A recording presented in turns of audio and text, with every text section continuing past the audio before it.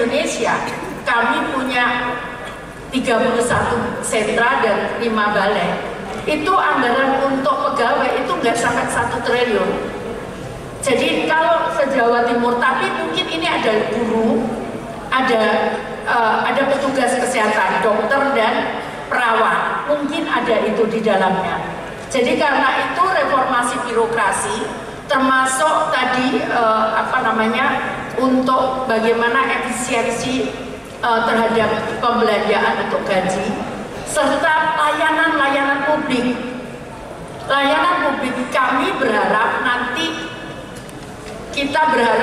kepala desa akan kita bantu untuk biaya operasional, sehingga mereka tidak kesulitan lagi untuk membiayai operasional mereka. Contohnya kemarin saya berada di satu kabupaten di atas gunung, itu nggak ada nggak ada internetnya, nggak bisa. Nah ini ke depan, kenapa? Karena layanan kita nanti semuanya berbasis elektronik. Jadi lebih cepat, lebih transparan gitu. Jadi yang pertama kita akan berikan fasilitasi untuk seluruh anak SMA, SMK itu dengan pendidikan gratis, itu setara ya. Jadi ada alia dan sebagainya, biaya pendidikan. Jadi kenapa kita ngomong ya nggak fair memang. Kalau guru-guru itu guru swasta, dia sangat kecil sekali. Itu padahal mereka adalah ikut memajukan bangsa ini. Jadi tadi saya katakan bahwa kita bukan hanya gubernur untuk sekolah negeri, tapi semuanya harus kita ayomi, termasuk sekolah keagamaan, pondok pesantren dan sebagainya. Nah kemudian yang kedua adalah masalah infrastruktur. Tadi juga disampaikan, aku juga lupa, Pasuruan banjir, Lamongan, Gresik, Sampang itu banjir. Nah itu yang nanti coba kita akan selesaikan, mestinya tidak terlalu sulit. Kemudian yang berikutnya adalah infrastruktur, terutama daerah-daerah yang terisolir, ada di selatan, ada di utara, supaya daerah itu bisa terpecah terisolasinya, sehingga ekonominya bisa cepat berkembang. Kemudian yang keempat masalah kesejahteraan, jadi pemerataan kesejahteraan untuk siapa saja. Tadi disampaikan bahwa ada penciptaan lapangan kerja, itu tidak mesti harus kita ngundang investor, tapi kalau misalkan mereka mau usaha sendiri itu bisa, artinya itu penciptaan lapangan kerja juga gitu. Nah kita pengen nanti di tiap pembantu gubernur itu kita miliki untuk sentra untuk kreatif, terutama sentra kreatif industri untuk anak-anak muda kita.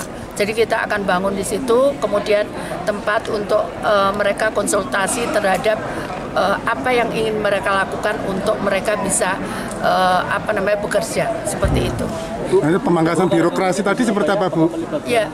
Pemangkasan birokrasi tadi seperti apa, Bu? Ya, nanti kita akan cek. Tapi mungkin itu yang terbanyak karena guru atau dokter atau tenaga kesehatan. Mungkin di situ kenapa besar sekali untuk belanja pegawai itu. Mungkin di situ, tapi nanti kita akan lihat apakah itu masih bisa dirampingkan lagi sehingga lebih hemat. Saya lakukan itu di Surabaya, saya lakukan itu di Kemensos. Itu saya rampingkan gitu sehingga kemudian ada penghematan yang cukup besar sehingga bisa digunakan untuk pembangunan. Seperti itu kira. Bu, tadi dalam raker Ibu sempat menyampaikan slogan Ibu resik-resik, Bu. Bisa jelaskan kepanjangan dari resik itu supaya bisa dimengerti oleh masyarakat Jawa Timur, Bu? Ya, resik itu responsif, R-nya, kemudian E-nya itu efektif, kemudian S-nya itu smart,